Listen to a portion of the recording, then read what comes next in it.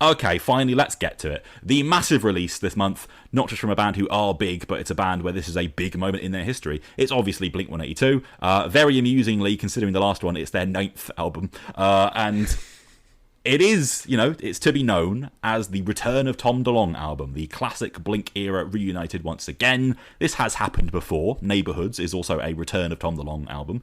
But there, the band simply went on hiatus, whereas this time, we have had some albums in the last decade from a different version of Blink-182.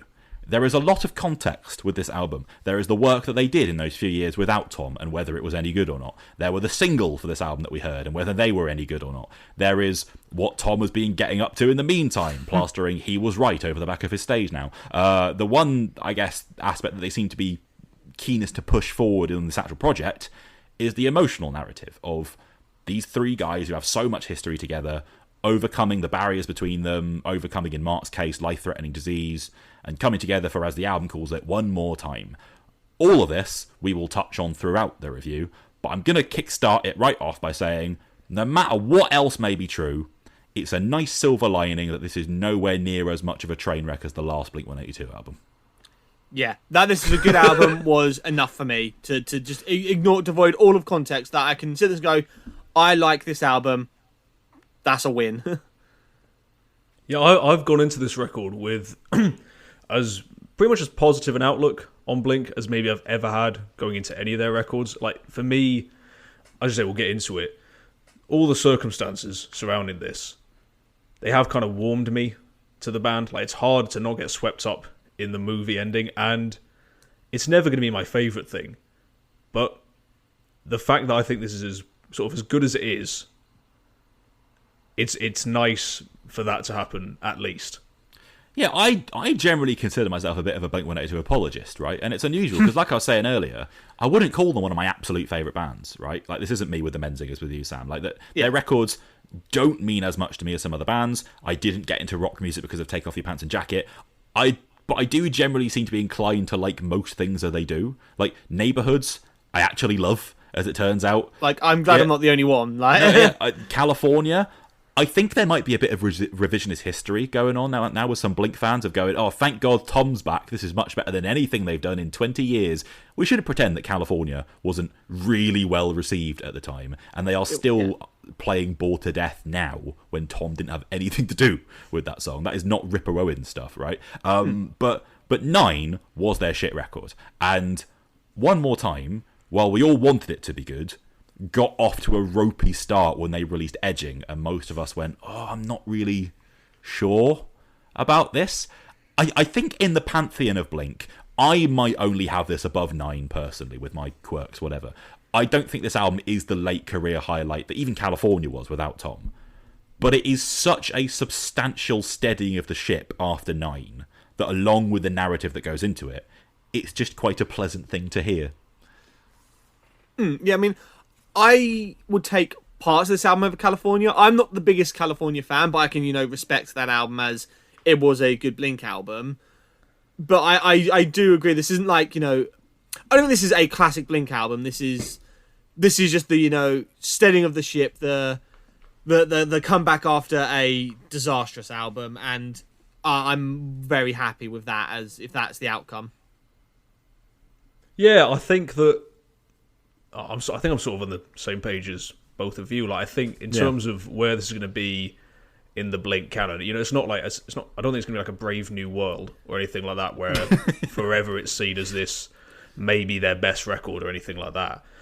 But there is a kind of harmony that's been re-established just by having Tom DeLonge back in the band, and like knowing what Blink-182 is, them having their kind of resurgence because of it and that sort of thing. And the album isn't nearly bad enough to derail that, which I think, for Blink-182, given everything that's happened, is a success. Yeah, like it's a case of being relieved it's not a hot mess, as opposed to being like truly impressed by it. But listening through this album, it came as a shock to me how little embarrassing or awkward material there was. Like, I was listening through my first time, like waiting for it to happen, and I was like, this song's pretty good.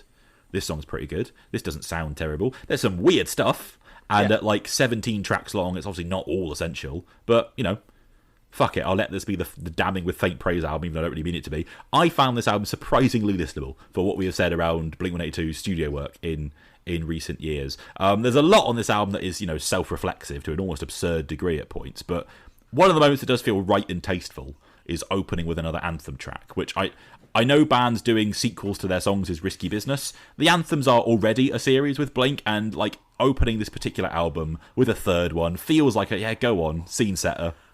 I honestly, the moment I hit play and that was what I was greeted with, those opening guitar lines, I just felt at ease. And I'm like, it might be manipulative in like manipulating my nostalgia for Anthem Part 2 in particular, but I was like, you've worked, you like that opening guitar melody into that riff, into the sort of just the pop punk burst with the drumming. The pace is really there, which is what I was happy about. That's it. That sounds burst of pace sounds genuinely lively and invigorating. And I think, and then when Tom comes in and the Tom, I can't be bothered to have the Tom DeLonge as a vocalist discussion, but I love Tom DeLonge as a songwriter. I genuinely like his songwriting and melodies. I think it's one of those things that people don't often give him enough credit for. And when he comes in on that, you're going to go, yeah, that's a really good, just bright melodic Tom DeLonge verse. And I'm like, cool. I don't think he sounds that bad on this record, compared to what he could sound like. I mean, I have no nostalgia for the old Blink stuff, so Anthem Part 3 didn't have that to play on with me. But I think as an opener, it is really strong. It's really wide-eyed and energetic. The melodies, like you say, Sam, from Tom, are great. It's exactly the sort of vibe that I was hoping the comeback Blink record would come out with. And to be honest, it's not all smooth sailing in the opening, but generally speaking, I think it opens pretty well. Yeah, in the sonic approach, this album, it reminds me more of California than it does Nine, in that, it is, Feldman as fuck, or here, obviously handed over to the Feldman protege in the band, Travis Barker. So it's not mega organic or whatever. It clearly sounds more studio than it does, plug in and play punk band. But that album, California, was the rare example of that letting the hooks pop and letting the impact of particularly the rhythm section, smack you. The problem with Nine was the fact that there were 12 songwriters on each track, and there were these broken, glued together husks of different things that didn't go, and then you put that through that production filter.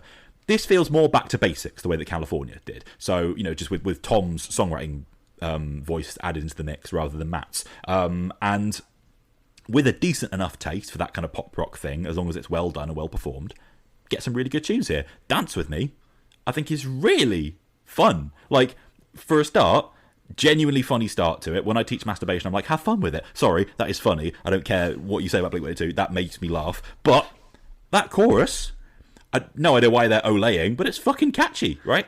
That chorus could be such a clunker, but I don't know, the way they just deliver it, it's, again, really infectious. Like they said, that song's like their ode to the Ramones and stuff like that. They're dressed as Ramones in the music video. And I think they kind of just go for that really simple hack and slash danceable pop punk stuff. And I'm like, yeah, they're hitting it. Again, the guitar melody just kind of brighten my day, and it's really fun. The conviction on that track in particular is what carries it for me, where it feels like they're actually enjoying it, they're lively, they're invested in it. And again, whilst it is quite studio heavy on that doesn't dampen any of that conviction or energy in the track for me.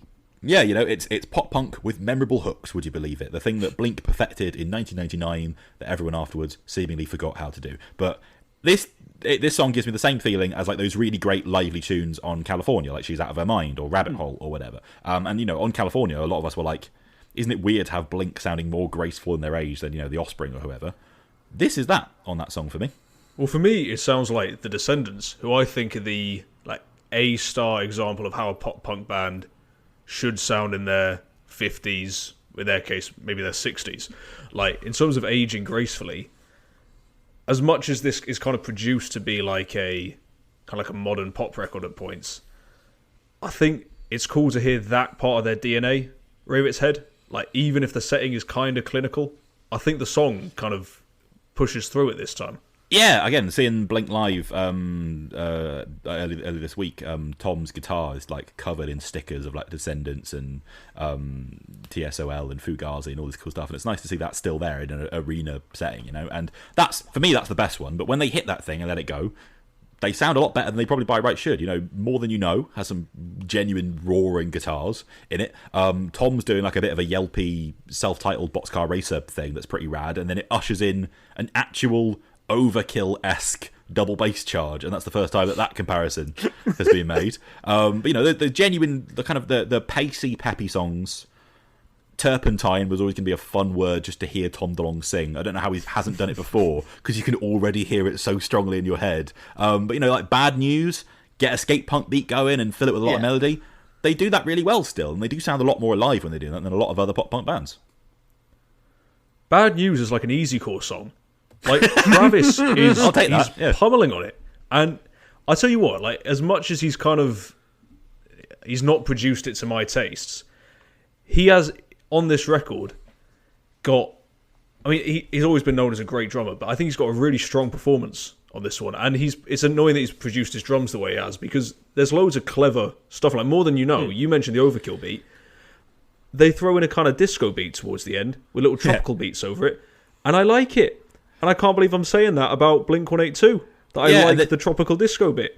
And then there's a 20-second hardcore song with Travis doing screaming vocals and Tim Armstrong on guitar, apparently. Yeah, like why not? Something fun. For me, production-wise, it's right. It's not a disaster.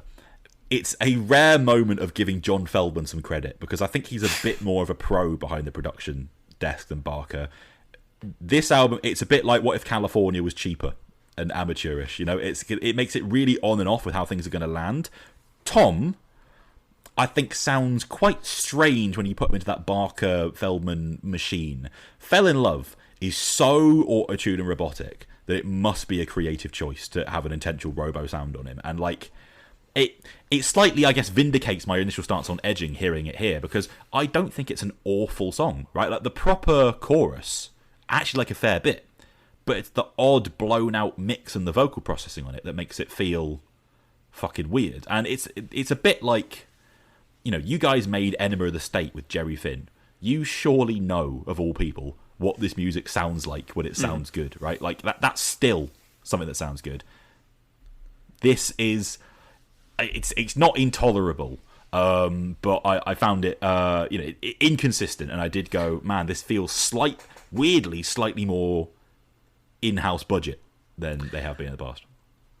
Yeah, I get that. I mean, I think Edging is the one that sticks out like a sore thumb in terms of the production. I don't mind Fell in Love. I think because they're going for a more kind of like power pop kind of like thing with that, with like the little clapping beat. It's very breezy. And I'm specifically talking about the auto-tune on Tom's voice on that song. Yeah, fair enough on that one. But again, that didn't bother me too much. I kind of just took it as part of the sound, because I think they try a few different things this album. Edging's just the one where the production does really stand out to me as grating, and everything else was like kind of like could take or leave some of the production choices like that, but it didn't bother me. I think Fell in Love, when that opens, it sounds a bit like Love Island, which isn't ideal. It's an interpolation of Close to Me by The Cure with those like plinky plonk bits, but it sounds so much more fucking goofy Sims 2 music here than it did there. A little bit. Yeah, and there's a couple of songs on here where I feel like the production is, even if the production's not good, it feels like it's kind of accommodating for it. So like Terrified, I don't think that's a Boxcar Racer song. Is it? It's apparently it's an old, like, I see, like a song that was written around then. For the first 5 seconds, honest to God, sounds like non-stop Feeling Your Return style riff, like a little bit. Yeah, it's like Gravity or something's going to pop in. Then again, it kind of, the vocals and everything get really garbled in the mix, which I don't know if that's what you're going to say, but yeah, and the synths sound a bit like Owl City. And I don't know, that was one of the songs I was listening to, and I was like, I don't even know if this would have sounded better on Enema of the State, because I don't think there's that much of a song there. The hook's not all that strong. It feels like I say, garbling the vocals. It's almost like a trick just to make it feel a bit more standout this early on in the sequencing. See, I really like Terrified. I mean, I really like that Boxcar Racer album, and I got that vibe from it immediately. I do think it's one where, again, I can see where the production doesn't necessarily suit that song because it's not of this era, and I think if it was kind of came out at the time when it was meant to, with that noughties Boxcar Racer emo production. Can you imagine the Boxcar Racer album produced by Travis Barker or John Feldman? I don't want to imagine that, because I love that album and I don't want to think of it being, Well, you've got a bit of it here, maybe. A little bit, but I think the song, like, the song still carried enough for me to kind of go like, I still like that. I can see where that song could be better if it wasn't given the slightly iffy production. The Hurt interlude, I think, is a bit blown out. Not much of anything. It's funny. I thought of this earlier when you were talking about Black Heaven and how when bands do these things, it can be a bit of a joke. But I really like Blink Wave. I really like Blink Wave. I think because that chorus is a winner. Yeah, it started and I scoffed, going, "Oh, obviously the song is called Blink Wave. Like the band who wrote On Some Emo Shit are going to call this song that." But it's a little bop. I really like the kind of Cure synth lines there, and the Tom duetting with the synth line. Yeah, really well, the twinkly post-punk guitar. That's really feel good, and the Neighbourhoods fan in me really goes that one. So I liked that turn a lot actually. Yeah, same. The kind of we're back together reminiscing through line of the album. You can't doubt the sincerity of it, as you were saying at the start, Elliot, which forgives them a lot, and it can make for some really nice moments. Like I have quibbles with the song itself, but a song about remembering the time you fell in love, but it's a platonic bandmate song, is very cute. And then it has an unexpected second verse where it goes all exploring each other's bodies, which is, of course, they've put that in there. Mileage may vary on how cheesy you can take it on the rest of it, because there are times when the remember our youth gets a bit too precious. Like, surely you can have either When We Were Young or Childhood on an album, not both. It's pushing it. I think Childhood is probably one of the weaker tracks here. I'm not a huge fan of that. When We Were Young, which I'm almost sick of that saying because of the festival and everything. It happening right now as we're recording. The mantra of a certain period of like pop punk and emo nostalgia. I don't think it's a good song though. Do you reckon they played that song this weekend? I'd have to look at the set list. Like I'm sure they must do, but it's it's a bright and boisterous just punk track that's kind of reminiscing of the classic days, and I had fun with that one. But Childhood was the one I was like, okay, I think it's a bit of a weak closer as well. Childhood. I think this speaks to one of my main problems with the record generally, and it's that there's a few songs on it, a fair few, where they just feel a bit redundant. Like the songs aren't long. This isn't a long record, but I'm looking at it going like, there's a lot of songs though. Yeah, do we need both of these? Like you're saying, do we need Childhood or When We Were Young? Frankly, I think we could get rid of either or both, because I think the kind of general sentiment and the reason why it's nice to reminisce is kind of captured in One More Time anyway in the song, which is by far the best of those three. And honestly, when that song came out and I saw what it was called and I heard, they're referencing all their old videos, I was kind of like ready to roll my eyes. And I felt like this warmness towards Blink that I'd never had before. It's a pop punk ballad by one of those classic bands that I've never gelled with. And the lyrics are kind of really obvious and predictable, and it's played totally straight. And yet, I found that song surprisingly resonant. I kind of liked how literal the lyrics were, and even if it uses the same chords and melody thousands of bands have used. And for me, by the time I got to the end of the record, it felt like I'd had a couple more of them. Like, it's at least weird in terms as fuck of what it's about. That title track is where it is in the album, right? Like, yeah, they released that and I was like, right, that's the closer. Or like, shit, like, again, I saw them this weekend. That was their encore, right? They just came out, played that song, and left. Or like an intro or something. Track 5 of 17, and then you have Childhood and stuff later on. Really weird deflation to just pop it in there. Yeah, because it's one of those where, like you say, I thought if this is like a 12-track record and we have 11 more up-tempo, good to have them back songs, and then there's this ballad at the end, fair enough, that makes sense. Or like you say, open the record with it if you're going to be that bold. And then, get everyone emotional, and then hit them with another bunch of songs. To kind of have it just after Terrified is so weird. Yeah, bizarre sequencing. And the album is, it's so clearly like, not that deep in terms of how it comes across on the page. It's the sincerity that lets it work. Because, you don't know what you've got. It's just really basic. The chorus is just them saying that, basically. But as, a Mark song about his last few years, it obviously rings a lot more true, and it's performed very genuinely. I think, so there's filler. Sonically inconsistent, I think, pretty majorly. Sometimes the ideas are more like oddities than they are genuine inspiration. It's, I think, noticeably less consistent as a big 16, 17 track album than California was, which I'm not having written out of the picture as like some weird misstep. And it is very schmaltzy. But it's much better than it threatened to be. And there's maybe more to like here than not. You know, there's a few really good latter-day Blink songs and a general feeling of sort of like, niceness and completion to it. You know, 6 out of 10 with odd flashes of something more. It's better than I mean, I'd go like a 7 out of 10. That was kind of my new thing. I was like, good Blink-182 album. I'm a bit more forgiving of something. I would say I'd agree. It is a bit bloated. You could shave off some of the songs because they share ideas, but when it hits, this album does kind of give me that like warm, fuzzy, kind of magical feeling that I was like, yeah, that's Blink-182 that again a really important band in shaping my music taste and getting me into rock music. And I think that's why maybe I'm more happy to go with some of the things in it. But it was an album that just made me happy when I hit play, and I had a good time with it, and that was all I needed. It's a more romantic album than it is a great album, but it has some moments. It's no Neighbourhoods, that's for sure.